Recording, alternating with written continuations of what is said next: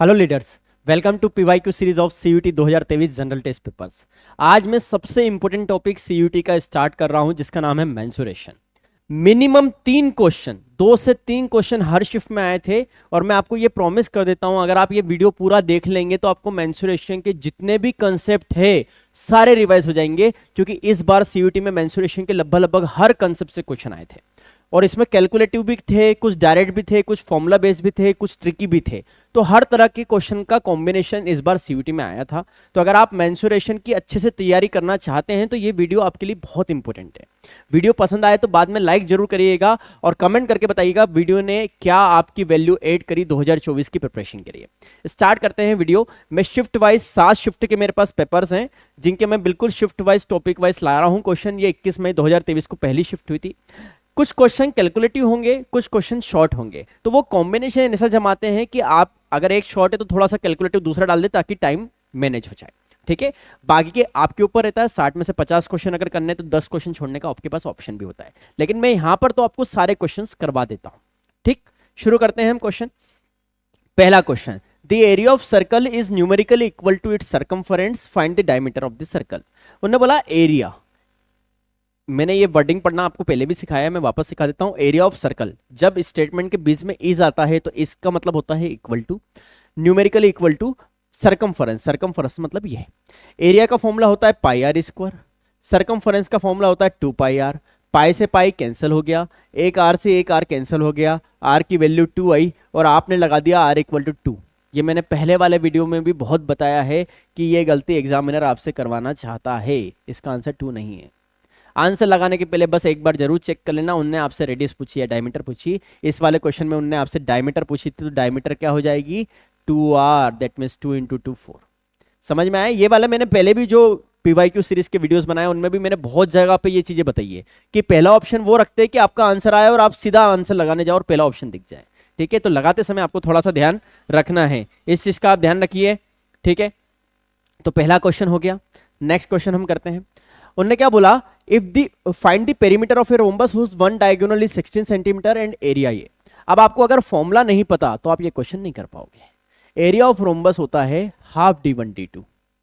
Area of rhombus half d1 d2।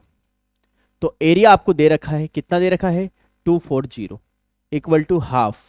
d1 आपको दे रखा है कितना 16 और d2 आपको पता नहीं है। इसको कैलकुलेटिव कर लेते हैं अपन। 2 से गया 8 टाइम्स, 8 से गया 3 टाइम्स 30, तो सेकंड डायमीटर कितना आ गया 30। अब जो मैं समझा रहा हूं उसको समझिए। अगर आपके ये कंसेप्ट क्लियर है तो आपके लिए काम बहुत आसान था, नहीं तो कि आपसे ये क्वेश्चन नहीं बनता। हम जानते हैं रोम्बस में ये जो डायगोनल्स होते हैं ये एक दूसरे को क्या करते हैं, बाइसेट करते हैं। ये जो d1 और d2 डायगोनल्स होते हैं ना, एक दूसरे को क्या करते हैं बेटा, बाइसेट करते हैं, मतलब दो बराबर भागों में बांटते हैं। तो ये डिस्टेंस बराबर, ये डिस्टेंस और ये डिस्टेंस भी बराबर।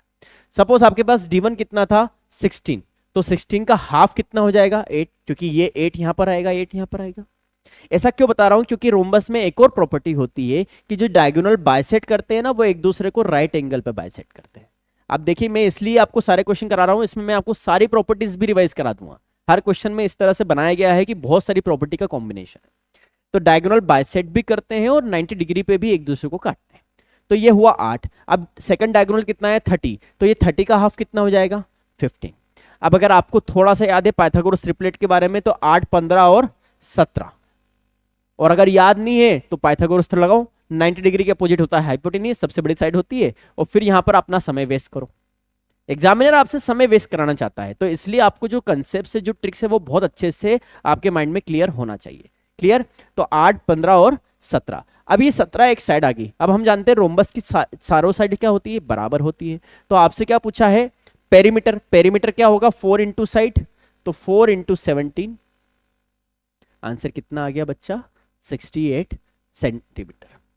अब आप सोच रहे हैं कि सर हमको भी इतना टाइम लगेगा। नहीं, मैं जब समझा रहा हूं, मैं आपको एक एक प्रॉपर्टी बता रहा हूं, एक एक कंसेप्ट बता रहा हूं, एक एक चीजें एक्सप्लेन कर रहा हूं, इसलिए इतना टाइम लग रहा है। नहीं तो कि आपको क्या करना था, यहाँ पे हाफ d1 d2, ये आया 30, 8, 15, 17, 17 चौक 68, खत्म। ऐसा पूरा माइंड में कैलकुलेशन चलना चाहिए, पर उसके लिए आपको स्पीड और प्रैक्टिस लगेगी जो क्लासरूम प्रोग्राम में होती है। नेक्स्ट क्वेश्चन देखिए। अब 21 में सेकंड शिफ्ट पे आ गए, फर्स्ट शिफ्ट में सिर्फ 2 ही क्वेश्चन आए थे। A capsule of medicine is in the shape of sphere of diameter 2.8। ये कैप्सूल था, जो डायमीटर था, देखिए यहाँ पे ध्यान रखिएगा क्या दे रखा है, रेडियस नहीं दे रखी थी, डायमीटर दे रखा था। तो डायमीटर से क्या निकलेगी, रेडियस उसकी आधी करके, तो ये मैंने एक स्फीयर बना दिया जो उसका रेडियस हो गई 1.4। अब आप बोला how much medicine is needed to fill the capsule. तो जब हम टोटल कॉम्बिनेशन देखते तो वॉल्यूम देखते, वॉल्यूम होता है 4/3 पाई आर क्यूब। अब यहाँ पर कैलकुलेटिव जिनकी कैलकुलेशन वीक है उनकी बहुत दिक्कतों का सामना उनको करना पड़ेगा। फिर भी हम शुरू करते हैं।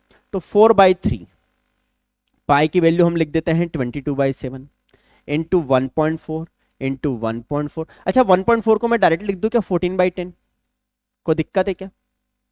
ऐसा लिख सकते हैं, यस और नो? कोई इशू है किसी को?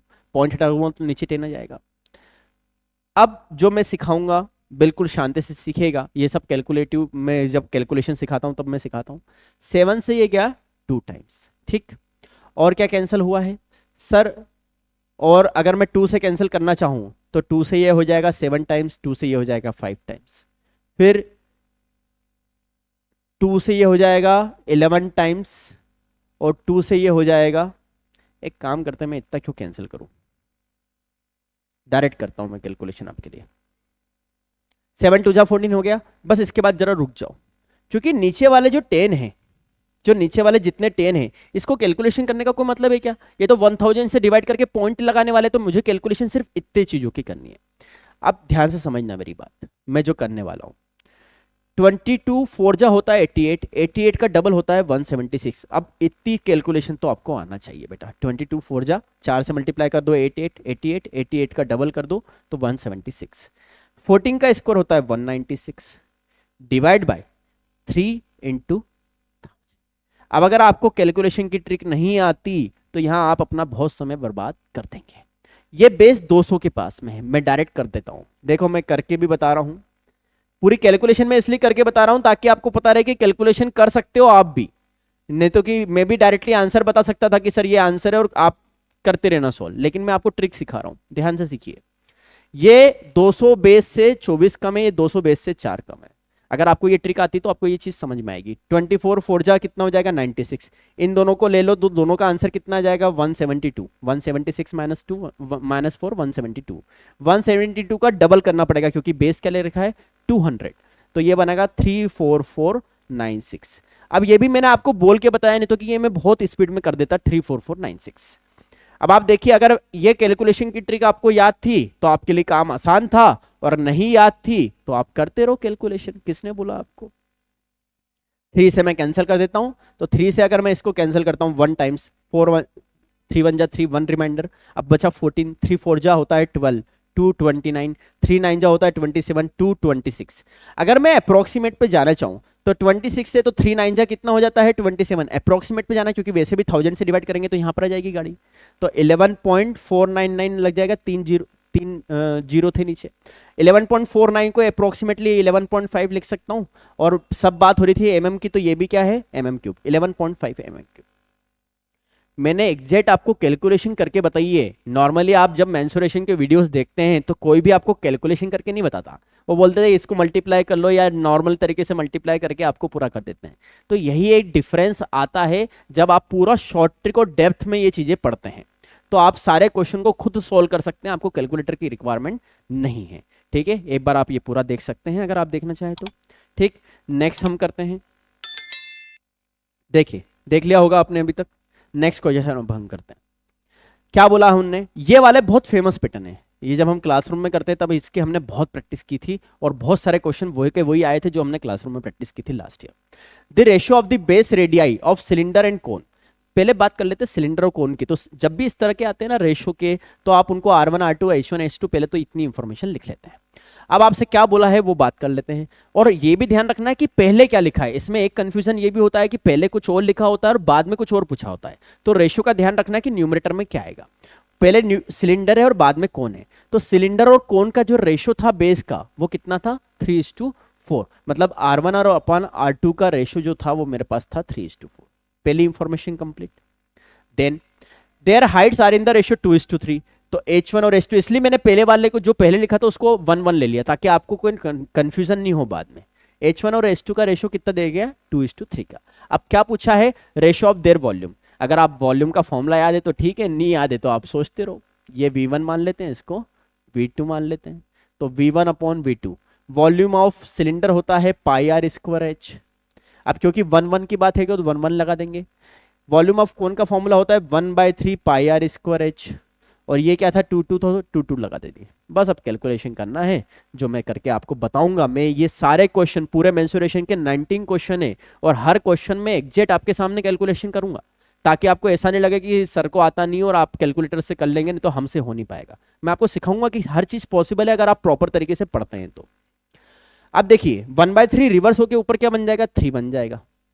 ये R1 square upon R2 square, तो इसको मैं लिख सकता हूँ R1 अपॉन R2 का होल स्क्वायर, और इसको मैं लिख सकता हूँ H1 अपॉन H2। यहां तक कोई दिक्कत है किसी बच्चे को तो बताए, क्लियर है यहां तक? बस अब लिख देते हैं 3।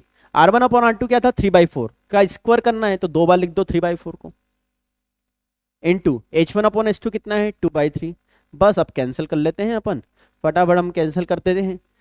तो 2 से ये गया 2 टाइम्स, 3 से ये गया 3, तो 3 3 जा 9, 9 divide by 8। This is my answer, 9/8, 9/8। देखिए अब यहां पर एक चीज उन्होंने बताई, पहले लिखा 8/9, कि अगर गलती से आपने सिलेंडर और कोन के बदले कौन सिलेंडर इस्तेमाल कर लिया होगा यहां पर नहीं, यहां पर, तो भी आपका आंसर रिवर्स हो जाएगा।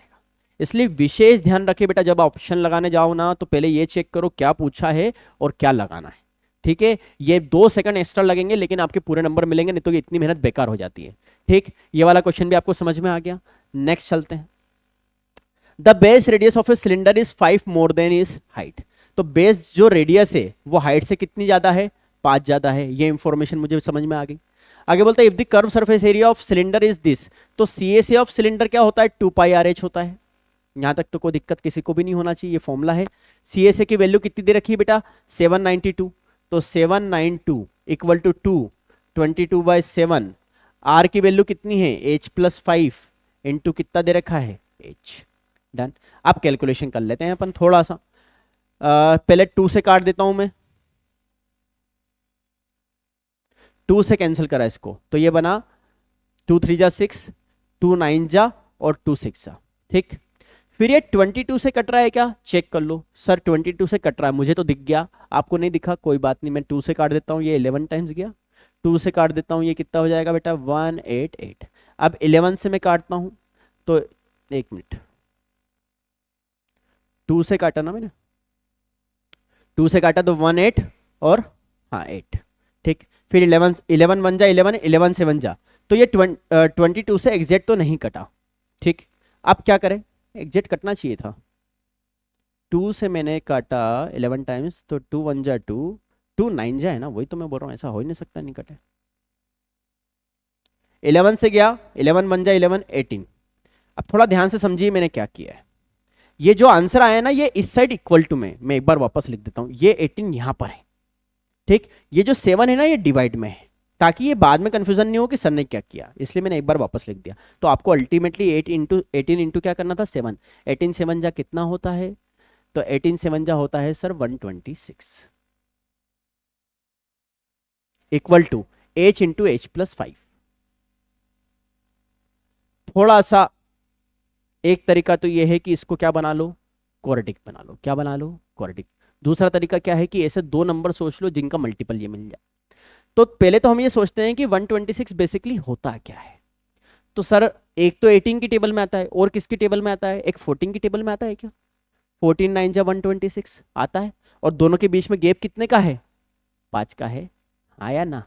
दोनों के बीच में गैप 5 का है, यस और नो? तो एक वैल्यू कितनी आ जाएगी, 9। अब दोनों में हमको लेना क्या है, छोटी वैल्यू, क्योंकि 14 तो ले नहीं सकता।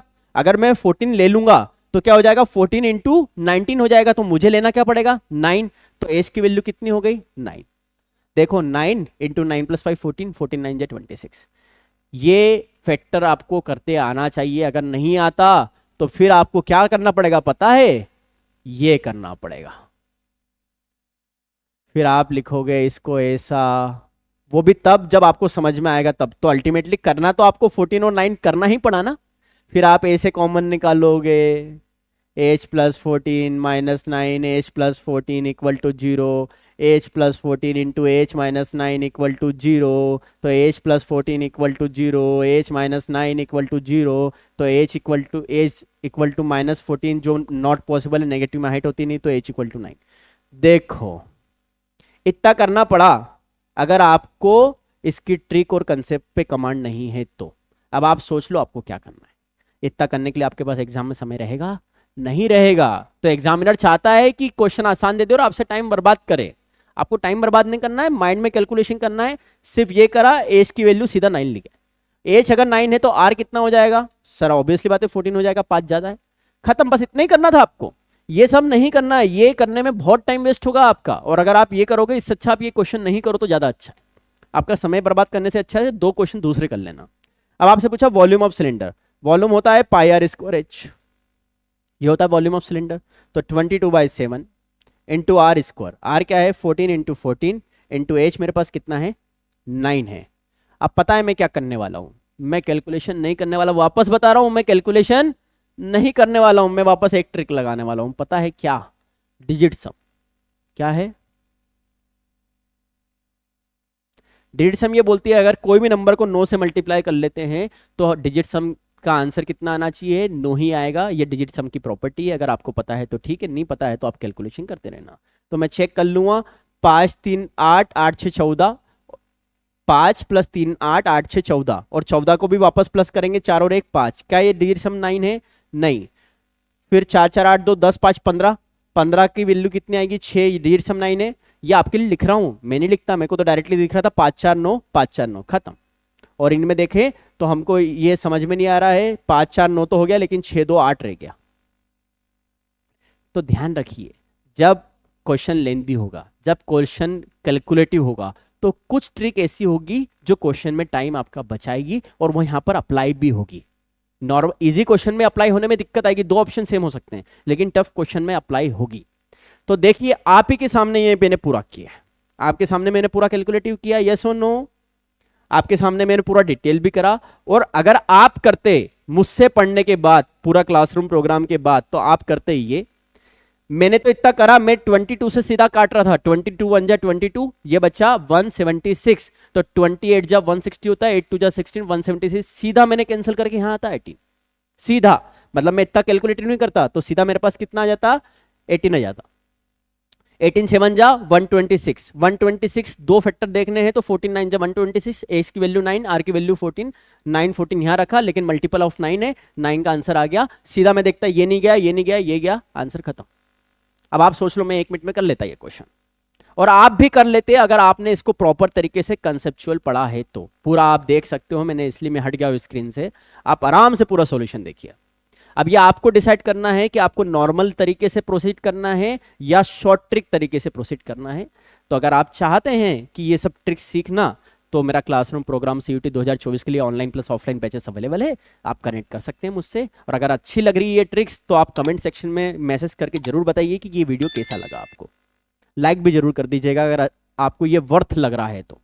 वीडियो अभी हाल बेटा 6th क्वेश्चन पे आया हूं। ये वीडियो लेंदी बनेगा, लेकिन लेंदी इसलिए बन रहा है क्योंकि मैं डिटेल भी बता रहा हूं, कंसेप्ट भी बता रहा हूं, शॉर्ट ट्रिक भी बता रहा हूं, और एक एक कंसेप्ट आपका क्लियर करूंगा। और ये लगभग आप ये समझ लो पूरे मेंस्ट्रुएशन चैप्टर का रिवीजन हो गया इसी एक वीडियो में। आपको अलग से नहीं भी पढ़ोगे तब भी आपको मैक्सिमम रिवीजन हो गया, सिर्फ फॉर्मूले याद होना चाहिए। शुरू करते हैं। The area of A right angle triangle, right angle triangle है तो राइट एंगल ट्रिंगल में हमको ये पता है कि ये क्या होता है 90 डिग्री होता है। 90 डिग्री के अपोजिट क्या होती है हाइपोटेन्यूज होती है। उन्होंने बोला न्यूमेरिकली 30 टाइम्स इट्स हाइट, ये हाइट है ये बेस है, ठीक है। तो नॉर्मल फॉर्मूला क्या होता है half into base into height, half into base into height. 90 degree में हम जानते हैं ये दोनों का परपेंडिकुलर मल्टीप्लाई हो जाता है, ये हाइट परपेंडिकुलर हाइट होती है। Is equal to area is equal to numerically 30 times its height. तो एरिया जो है वो हाइट का कितना है 30 गुना, ये एरिया है। ये है half into base into height, ये तो होता है एरिया का फॉर्मूला। अब एरिया के बारे में उन्होंने क्या बोला था हाइट का कितना गुना है 30 टाइम्स। क्वेश्चन खत्म हो गया, 32 जा 60। अब आप देखो ये क्वेश्चन कितनी जल्दी खत्म हुआ, बेस की वैल्यू कितनी आ गई 60। देखो ये भी 22 में का था और ये भी 22 में का था। अगर एक क्वेश्चन उन्होंने लेंदी दिया है तो उसको काउंटर करने के लिए दूसरा क्वेश्चन 5 सेकंड का दे दिया है, ठीक है। तो जब वो सेट करते हैं ना तो वो इसी तरह से सेट करते हैं कि टोटल एवरेज टाइमिंग आपका बैठ जाएगा। तो ये दोनों क्वेश्चन मिला के 2 मिनट में आप ये 2 क्वेश्चन कर सकते थे। ठीक, बात समझ में आई? नेक्स्ट क्वेश्चन करते हैं। अब यहां पर मैं आपको एक रेशो का कंसेप्ट पढ़ा देता हूं। रेशो में ये कंसेप्ट हमने बहुत डेप्थ में पढ़ा था जब हम रेशो प्रोपोर्शन पढ़ते हैं, कि अगर कोई भी 3 रेशो इक्वल है तो न्यूमरेटर में सारे रेशो का सम और डिनोमिनेटर के सारे रेशो का सम भी क्या होगा, सेम ही होगा। तो मैंने इन सबको सम करा, और जब अब पहले मैं, ये तो आपको रेशो की बात हुई, पहले तो हम 2 ट्रिंगल की बात कर लेते हैं। एक ट्रिंगल एबीसी है, एक ट्रिंगल पीक्यूआर है। आपको बोला गया है ये दोनों ट्रिंगल सिमिलर है। क्वेश्चन में क्या बोला है, the perimeter of 2 similar triangle are this and this respectively. One side पहले ट्रिंगल की दे रखी है और length of the corresponding side of other triangle आपसे पूछी है। तो पहले मैंने 2 सिमिलर ट्रिंगल बनाए, उनमें नाम दे दिया एबीसी पीक्यूआर। अब उनने बोला सिमिलर ट्रिंगल की प्रॉपर्टी क्या होती है कि करस्पॉन्डिंग साइड्स का रेशियो क्या होता है, इक्वल होता है। तो A upon P, B upon Q और सी अपॉन आर क्या हो जाएंगे, इक्वल हो जाएंगे। ये प्रॉपर्टी होती है। ठीक, फिर मैंने रेशो की प्रॉपर्टी लगाई कि न्यूमरेटर के सारे और डिनोमिनेटर के सारे का सम भी क्या होगा, इनके बराबर ही होगा। ये मैंने प्रॉपर्टी लगी, ये हम प्रूव भी करते हैं रेशो प्रोपोर्शन जब सीखते हैं। तो ये जब तीनों साइड का सम बेसिकली क्या होता है, पेरीमीटर होता है। ये सुनो, ये पेरीमीटर और ये भी पेरीमीटर, मतलब पेरीमीटर का रेशो जो होता है, ये एक नई चीज आपको पता चली कि सिमिलर ट्रायंगल्स में पेरीमीटर का रेशो किसी भी साइड्स के रेशो के क्या होता है, इक्वल होता है। इस प्रॉपर्टी को हम यहाँ पर इस्तेमाल करेंगे। अगर आपको ये प्रॉपर्टी नहीं पता थी और रेशो प्रोपोर्शन का ये कंसेप्ट नहीं पता था तो आप ये क्वेश्चन नहीं कर पाते। ये क्वेश्चन आप तभी कर पाएंगे जब आपको एक एक प्रॉपर्टी, एक एक कंसेप्ट बिल्कुल क्रिस्टल क्लियर हो, क्योंकि एग्जाम में सोचने का समय नहीं होगा आपके पास। तो P1 upon P2 equal two sides का रेशो मतलब A अपॉन P ले लेते हैं। ठीक, P1 अपॉन P2 क्या है, 24 अपॉन 16। अब ध्यान रखिए, पहले वाले का पेरीमीटर 24 लिया है अपन ने, दूसरे वाले का 16 लिया। अब यहाँ पे साइड किसकी दे रखी है, if one side of the first triangle की साइड दे रखी है 9, तो दूसरे की पूछी तो दूसरे को मान लेते हैं अपन x, कैंसिल कर लेते हैं।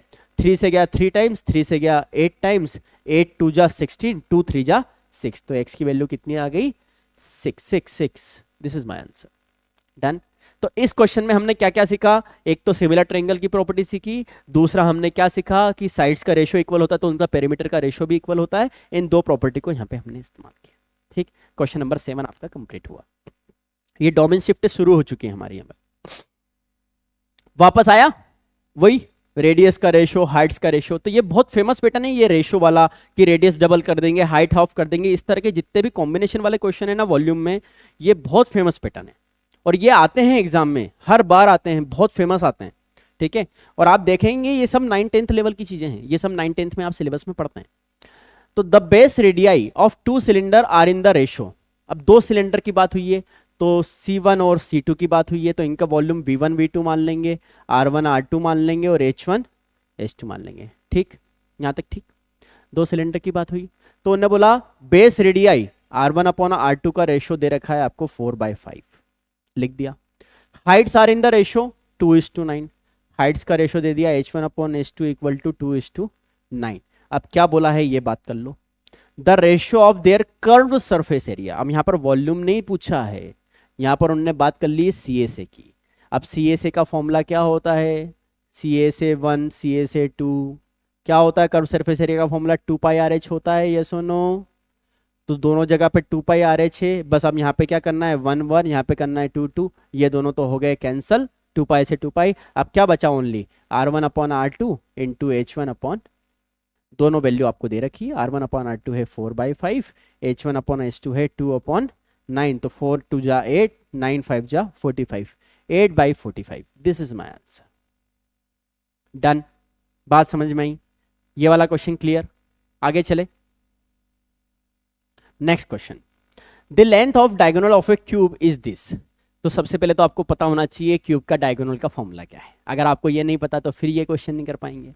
तो डायगोनल ऑफ क्यूब का फॉर्मूला होता है √3a,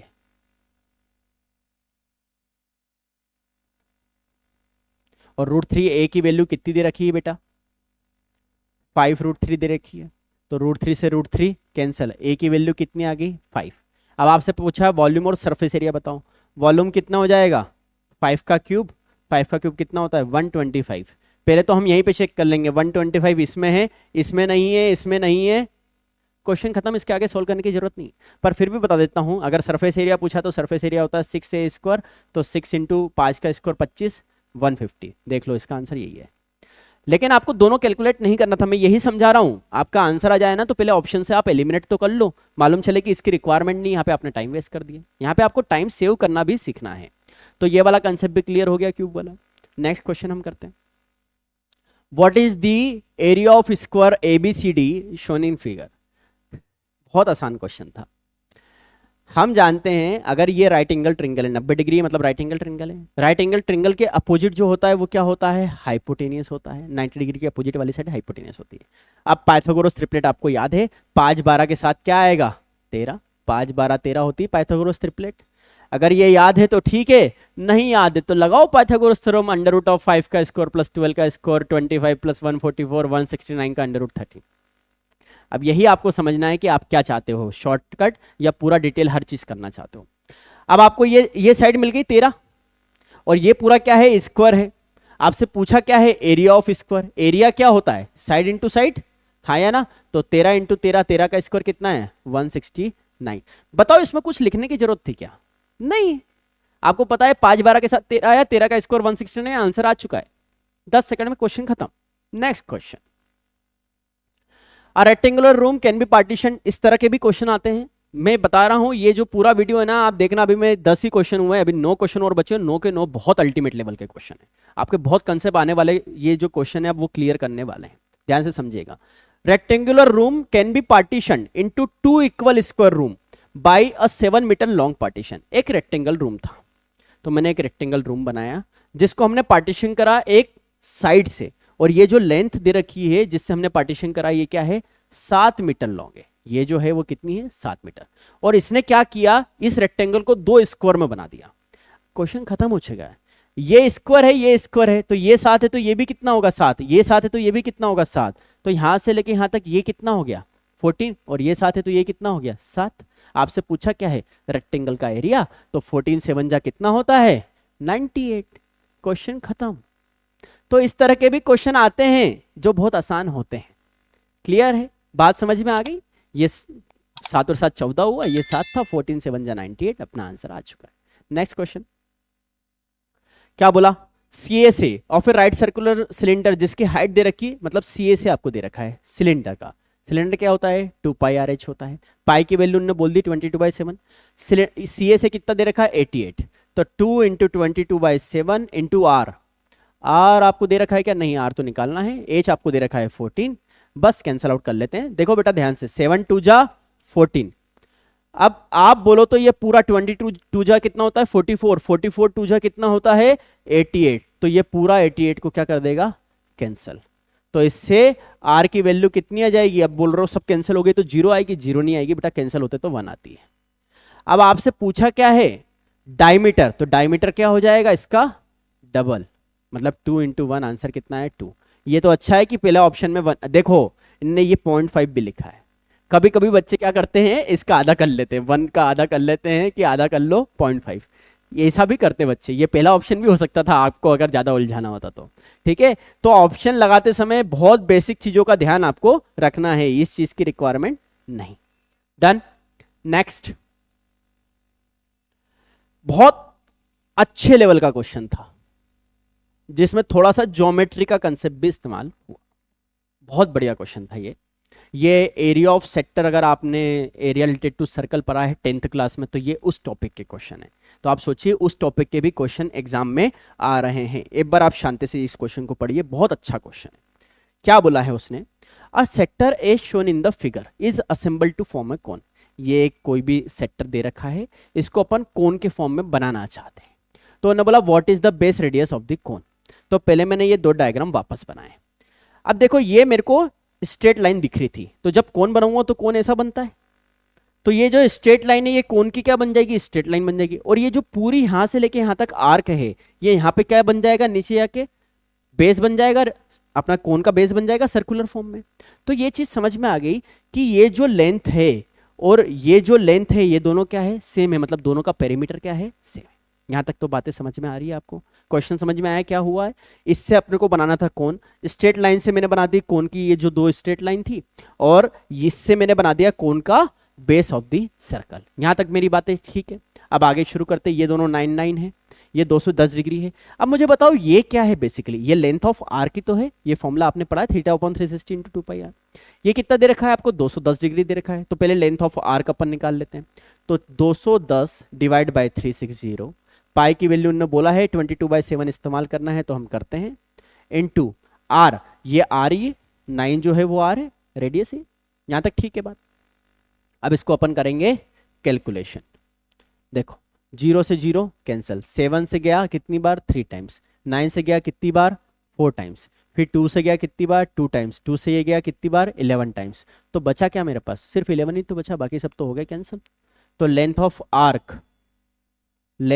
आर्क कितनी आई है बच्चा, 11 आ गई। 11 क्या है, सेंटीमीटर में। अब ये जो लेंथ ऑफ आर्क है बेसिकली ये सरकमफरेंस के बराबर है, यही तो है, ये आर्क से ही तो सरकमफरेंस भरी है।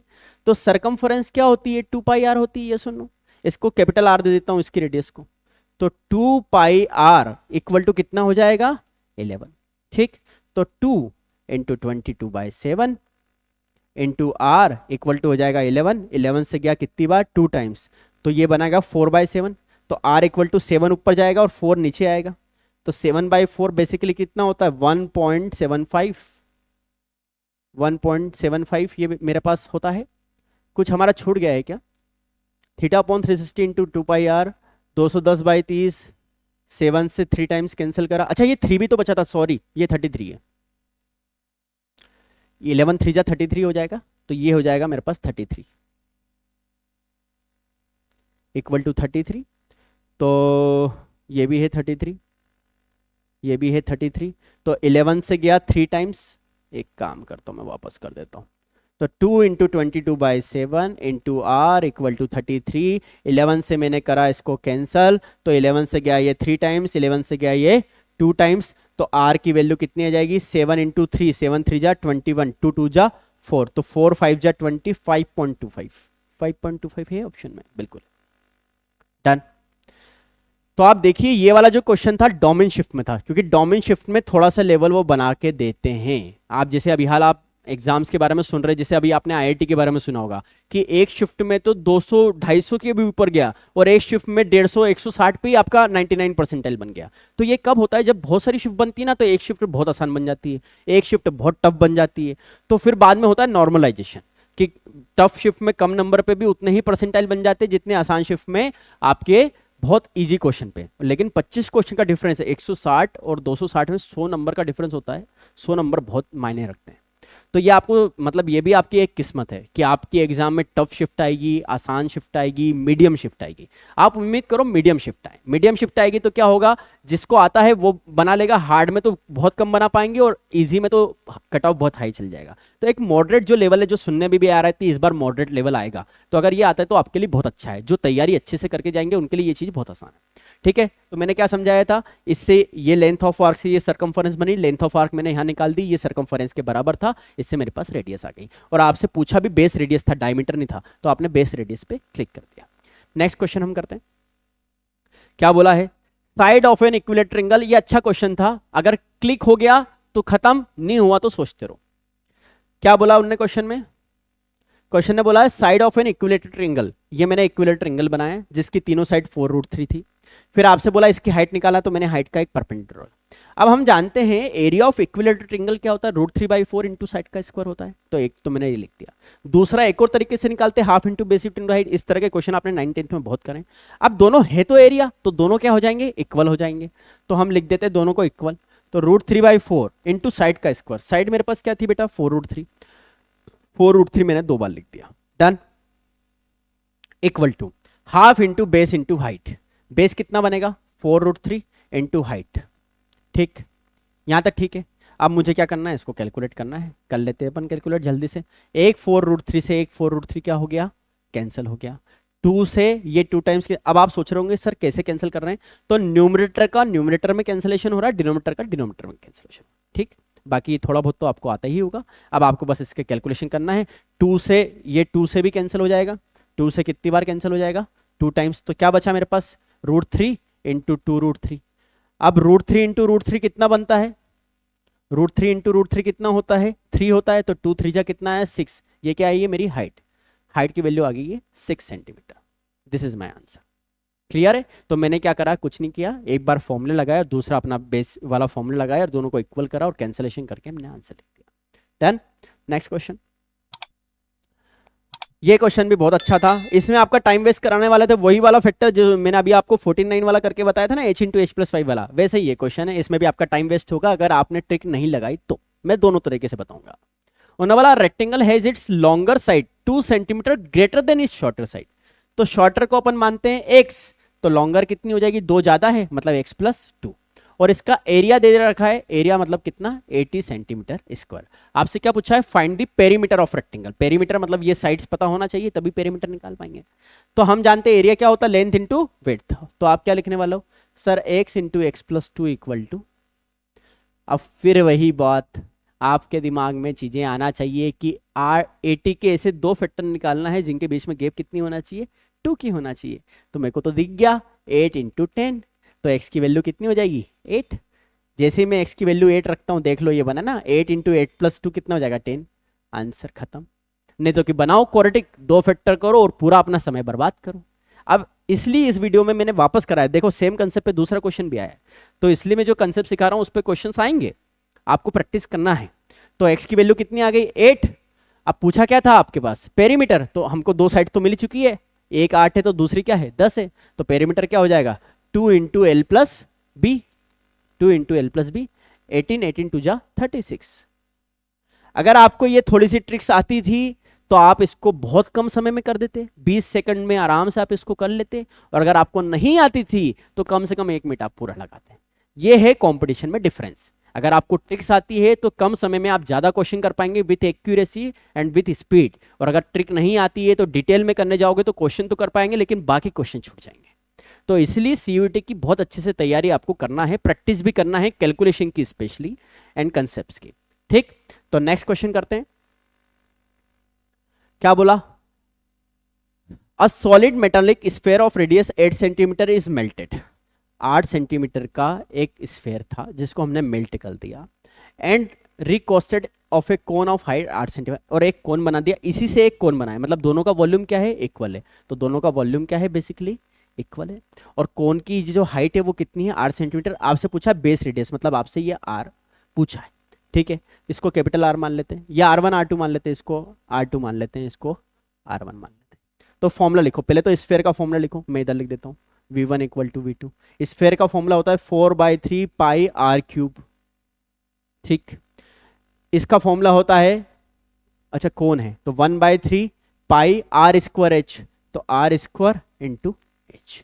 वैल्यू रखते हैं अब हम, चलो पाई से पाई तो कैंसल, 3 से 3 भी कैंसल, 4 इंटू r1³। r1 कितना था 8 इंटू 8 इक्वल टू r2² तो आपको निकालना है और h2 आपको दे रखा है, कितना दे रखा है बेटा 8। अब वापस जो मैं सिखाऊंगा फिर सीखो, मैं यहां पर आपको कैलकुलेशन करना भी सिखा रहा हूं। अब टाइम वेस्ट मत करना, आपको r की वैल्यू चाहिए r की वैल्यू, तो यहां पे क्या लगाना पड़ेगा, रूट लगाना पड़ेगा। अब हम जानते हैं रूट में क्या होता है, पेर वेरी बाहर आती है। चलो मैं लिख देता हूं, आपको ज्यादा इमेजिनेशन हो जाएगा, ऐसा लिख देता हूं।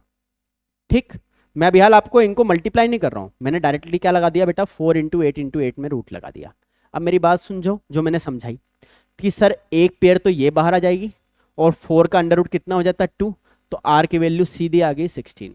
कोई मल्टीप्लाई करने की जरूरत नहीं थी, कुछ दिमाग नहीं लगाना था। इस तरह से समय बचाया जाता है एग्जाम में। बात समझ में आई? आपसे पूछा क्या था बेस रेडियस, तो बेस रेडियस तो मेरी 16 आ चुकी है।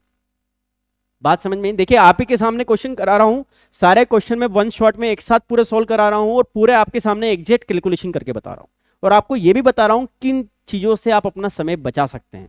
इस तरह से प्रिपरेशन करते हैं तब जाके ऑल इंडिया रैंक लगती, जो इतने सारे वीडियो की टेस्टिमोनियल आप यूट्यूब पे मेरे देखेंगे। ठीक है, नेक्स्ट, ये आ गया आंसर। नेक्स्ट क्वेश्चन क्या बोला, ये भी अच्छा क्वेश्चन है, ये 10th का बहुत फेमस क्वेश्चन है। अगर आपने 10th बोर्ड के एग्जाम दिए तो इस तरह के क्वेश्चन बहुत आते थे 10th में। How many solid spherical balls each of diameter 1.5 centimetre, 1.5 centimetre diameter था, तो रेडियस कितनी हो जाएगी 1.5 divide by 2, can be made by melting a solid cylinder. इसको मेल्ट कर दिया है ना, हाउ मेनी, अच्छा इसको बनाना है, एक सॉलिड आपके पास सिलेंडर है जिसकी हाइट आपको दे दी है 36, रेडियस दे दी 8, इसको मेल्ट करना है, इसको मेल्ट करने के बाद ये बनाना है। तो ये बताओ इसका जो वॉल्यूम रहेगा, इसका जो भी वॉल्यूम रहेगा वो वॉल्यूम क्या हो जाएगा, इसके बराबर तो नहीं आएगा, इसमें नंबर ऑफ स्फेरिकल बॉल बन जाएगी क्योंकि इसका वॉल्यूम छोटा है, तो इसमें बहुत सारी 1 2 3 4 कितनी बॉल बनेगी ये नहीं पता। तो नंबर ऑफ बॉल कैसे निकालेंगे, टोटल वॉल्यूम इसका और इसका स्फेरिकल बॉल का एक बॉल का वॉल्यूम, तो टोटल वॉल्यूम में एक बॉल का वॉल्यूम अपन डिवाइड कर देंगे तो नंबर ऑफ बॉल्स निकल जाएगी कि उस वॉल्यूम में कितनी, जैसे अगर 100 वॉल्यूम है और इसका है 10 तो 10 की कितनी बॉल बनेगी, 100/10, नंबर ऑफ बॉल्स कितनी बनी 10। तो नंबर ऑफ स्फेरिकल बॉल कैसे आएगी, total volume of cylinder divide by volume of one spherical ball. शुरू करते हैं। अब ये 1.5/2 है तो पहले इसको अपन सोल्व कर लेते हैं, नहीं तो कि बाद में आपको कैलकुलेशन में दिक्कत आएगी। तो ये 3 बार गया, ये 4 बार गया, तो बेसिकली ये रेशियो कितना हो गया 3:4। ये मेरे को रेडियस है, रेडियस कितनी है 3:4। शुरू करें तो n equal to volume of cylinder, volume of cylinder क्या होता है πr²h, तो पाई इंटू आर स्क्वायर मतलब कितना, मैं अब डायरेक्टली वैल्यू लिख देता हूं, r² इंटू एच कितना है 36 divide by volume of one sphere, volume of sphere का फॉर्मूला होता है 4/3 pi into r cube, r क्या है मेरे पास 3/4, 3/4 3/4 3/4। यहां तक मेरे हिसाब से किसी को कोई तकलीफ नहीं होगी, डन यहां तक बात। अब बस कैंसिल करते हैं, पाई से पाई गया, देखो 4/3 से 3/4 कैंसिल हो गया, 3 से 3 गया, ये से गया, यहां तक ठीक। अब मैं और कैंसिल यहीं पे कर सकता हूं पर फिर भी मैं आपको समझा देता हूं। अब मेरे पास ये आंसर है, ठीक, मैं चाहूं तो इसको मैं डायरेक्ट भी खत्म कर सकता था पर आपके लिए मैं पूरा कर देता हूं। 8 8 जा कितना हो जाता है सर 64 इंटू कितना है 36 इंटू ये रिवर्स होगा, ये दोनों क्या होंगे रिवर्स होंगे, तो ये बनेगा 4/3 और ये भी बनेगा 4/3। 3 3 जा कितना होता है बच्चा 9 होता है, 3 से ये गया 12 टाइम्स, 3 से ये गया 4 टाइम्स, तो n की वैल्यू कितनी आई बेसिकली 8 इंटू 8 क्या होता है 4 का क्यूब 64 इंटू 4 का क्यूब कितना होता है 64, 64 का स्क्वायर तो आपको आता ही होगा, और नहीं आता है तो यूनिट प्लेस लगा लो, 4 4 जा होता है 16, यूनिट प्लेस पे 6, यूनिट प्लेस पे 6 एक ही ऑप्शन में 3 में नहीं थे। तो मैंने बताया जब क्वेश्चन लेंदी होता है तो यहां पर लास्ट कैलकुलेशन आसान होती है। आपके सामने कर रहा हूं देखो क्वेश्चन, और ये पीवाईक्यू के क्वेश्चन है, मेरे द्वारा बनाए हुए नहीं है, इसलिए बकायदा लिख रहा हूं कि 8 जून को ये पहली शिफ्ट में आया था, ये क्वेश्चन एक्चुअल पेपर का है। क्लियर, तो ये आप क्वेश्चन देख लीजिए, ये आपको समझ में आ गया होगा, उम्मीद है अच्छे से क्लियर है आप लोगों को, ठीक। ये डोमेन शिफ्ट में 3 3 4 4 क्वेश्चन आए मेंसुरेशन के। आप देखो पहला वाला क्वेश्चन 5 जून में कितने क्वेश्चन आए थे 1 2 3 क्वेश्चन 5 जून वाली शिफ्ट में थे। 8 जून वाली शिफ्ट में कितने हैं, डोमेन सब्जेक्ट वाली जो बाद में हुई थी 1 2 3, इसमें भी 3 क्वेश्चन आए, तो जो शिफ्ट है उनमें 3 क्वेश्चन भी आ रहे हैं और बाकी शिफ्ट में 2 क्वेश्चन तो आ ही रहे। नेक्स्ट, अब ये पता है यहां पे क्या कर दिया उनने, आपसे हेरोन्स फॉर्मूला लगवा लिया, हेरोन्स फॉर्मूला लगाओ और सॉल्व करो। तो length of 3 side of triangular field आपको दे दी 22 15 19, और आपसे बोला what is the area of field, area of field निकालने के लिए आपको हेरेंस फॉर्मूला यहाँ लगाना पड़ेगा क्योंकि कुछ और दे नहीं रखा है आपको, सारी साइड अलग अलग है। तो हेरेंस फॉर्मूला क्या होता है मैं जल्दी से आपको याद करा देता हूँ, एस क्या होता था a + b + c divide by 2, तो इन तीनों का सम कर लेते हैं, तो ये हो जाएगा 41 + ये 56, तो 56/2 कितना आ गया बेटा 28, ये आ गया एस। थोड़ा सा मैं स्पीड करूंगा है ना क्योंकि बहुत टाइम लग जाएगा, नहीं तो S minus A S minus B S minus C, तो 28 में से वैसे तो ये मैं माइंड में कर सकता था पर इतना आपके लिए लिख देता हूं मैं, तो ये 28 28 28 माइनस माइनस माइनस, एक बार आप माइनस कर लो 15 फिर 19 फिर 22, तो ये आ जाएगा 13, ये आ जाएगा 9 और ये आ जाएगा 6। हेरोन्स फॉर्मूला लगाते हैं, हेरोन्स फॉर्मूला क्या बोलता है, area of triangle equal to under root s minus A S minus B S minus. बहुत शानदार क्वेश्चन है, इसमें आप उलझ जाओगे अंडर रूट में क्योंकि अंडर रूट की कैलकुलेशन में आपको दिक्कत आएगी, कैसे आएगी मैं बताता हूँ।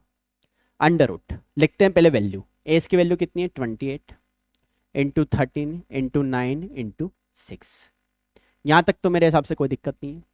अब सर इनमें कुछ कॉमन निकल रहा है क्या, एक बस एक 9 है जो बाहर निकल सकता है, बाकी तो कुछ भी नहीं निकल रहा है सर। 9 बाहर निकल सकता है, 9 को बाहर निकाल लो, तो 9 बाहर निकला तो क्या बचा 3। अब यहाँ पर बचा है √28 इंटू 13 कितना होता है 78। ठीक, फिर आपको 2/2 की मल्टीप्लाई तो आता ही होगा, 28 इंटू 78 आता है सभी को।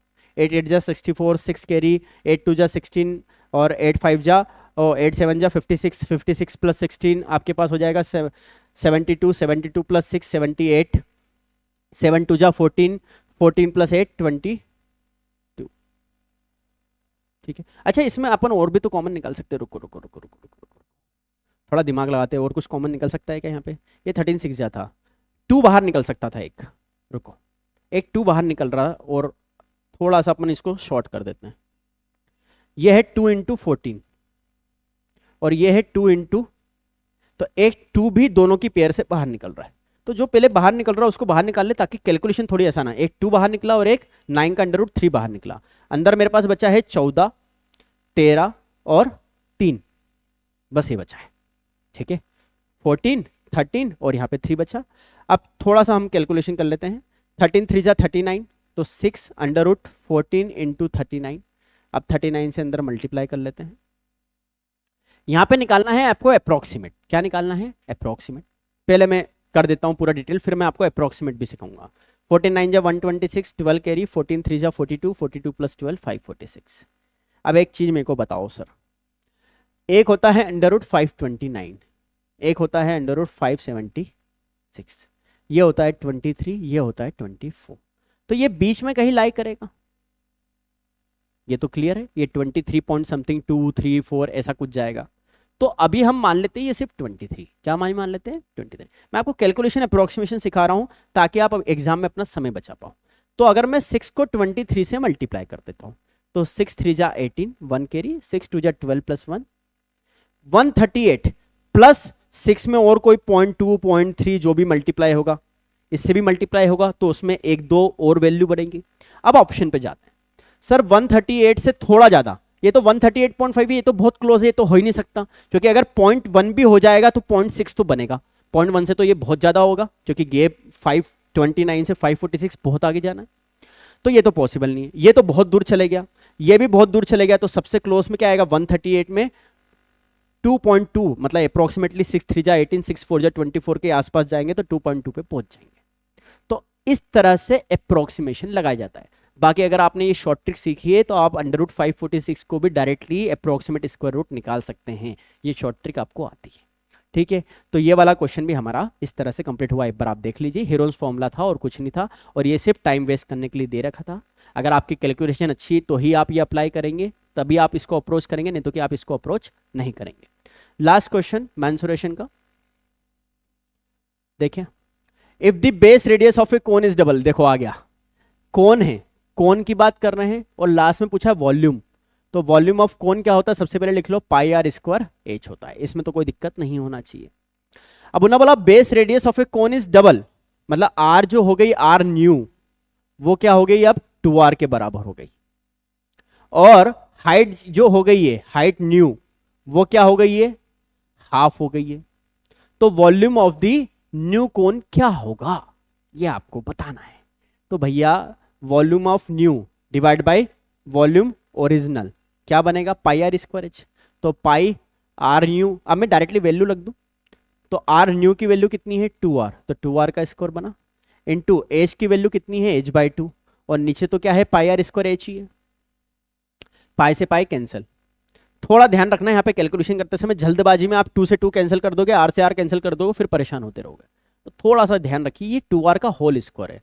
2r का होल स्क्वायर बेसिकली होता है 4r²। v new upon v original, v को v रेन देते हैं, तो ये बनेगा 4r² into h/2 divide by r² into h। तो ये दोनों तो हो गए कैंसिल, ये गया 2 टाइम्स, तो v न्यू कितना आ गया? 2 टाइम्स ऑफ ओरिजिनल वॉल्यूम, मतलब क्या हो जाएगा? अब नया वॉल्यूम डबल हो जाएगा। डबल लिखा है कहीं पे? 2 टाइम्स दी ओरिजिनल। क्लियर? मेरे सबसे लास्ट क्वेश्चन था, और इसी के साथ मेंसुरेशन कंप्लीट हुआ। अब आप देखिए 19 क्वेश्चन में मेंसुरेशन के कितने सारे कंसेप्ट, कितनी ट्रिक, कितनी कैलकुलेशन की शॉर्ट ट्रिक और कितनी सारी प्रॉपर्टीज मैंने आपको रिवाइज कराई। अगर इतनी मेहनत करने के बाद ये वीडियो अच्छा लगा और आपने देखा है तो लाइक जरूर करके जाइएगा, ताकि ये मेरी जो मेहनत मैंने आपके लिए करी है ये वर्थ बने। प्लस ये बच्चे 9th और 10th वाले बच्चों को भी ये वीडियो दिखाइएगा, क्योंकि 9th-10th के ये सारे कंसेप्ट है, ताकि उनको भी उनकी एग्जाम्स में हेल्प मिले। और अगर आप CUT 2024 की मुझसे प्रिपरेशन करना चाहते हैं तो ऑनलाइन एंड ऑफलाइन दोनों बैचेस अवेलेबल है, आप मुझसे कनेक्ट कर सकते हैं। Thank you so much for watching. Bell icon जरूर प्रेस करिएगा सब्सक्राइब करके। Thank you.